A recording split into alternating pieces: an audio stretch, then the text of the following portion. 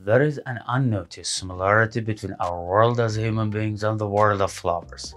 We are both sensitive to the conditions. It matters which soil we are raised in. The existence of light and heat is necessary. We must be protected, be nursed, be cared for, and be loved just like flowers must be. Paul Schrader's new movie explores this brilliant idea. It follows the rise and redemption of a man Norman Roth, who reveals I was raised to a people and then places him amidst the warmth of love until his days begin beautifully to bloom. Norman Roth has been a white supremacist guy who had a past of terrible brutality and violent murders. Now he is the sort of penitent working in a full vast garden for an aged, arrogant, forbidding Miss Heavyhill. It's weird that how those beauty and freshness, those colors surrounding her mansion, couldn't soften her character. She reminds us of Dickens' Miss Havisham. Her relationship with Norval is complicated and conflicted. Norval is not only her gardener, and Miss Heavyhill's rage at him began when she suspected Norval has affairs with a girl. That girl is another key character in the movie, Maya, who is Miss Heavyhill's grandniece and whom she wants to raise in her garden, and perhaps give her property to. Maya appears as an enigma in the movie. We can't exactly determine when and how she falls in love with Norval, when she forgives him for his past, why she chooses Norval over her mother's aunt. We don't even find out if she is or becomes interested in horticulture.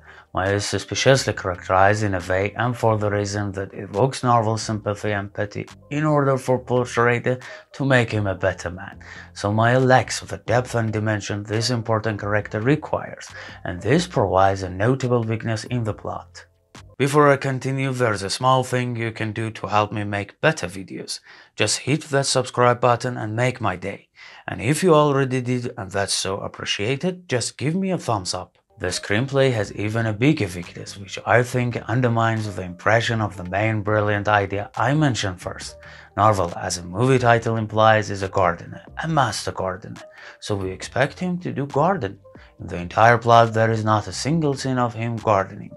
We see him walking, thinking, teaching, talking, watching, smelling in the garden, but not gardening.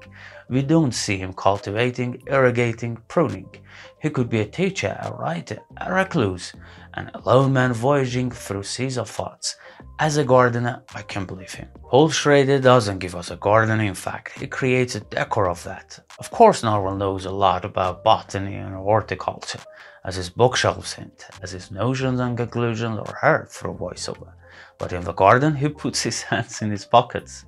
His gestures don't help build his character acceptably. He takes a petal of a plant, for instance, and smells it, takes off his boots and walks barefoot.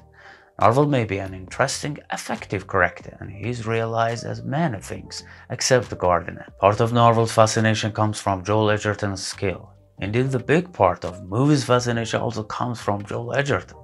His acting was enormously engaging. What a great actor he is. Whether we believe him as a gardener or not, we can't deny he is a master actor. Thanks for watching and please subscribe to help me improve my channel. Like my video and comment on it. I'm curious what you think about my reviews.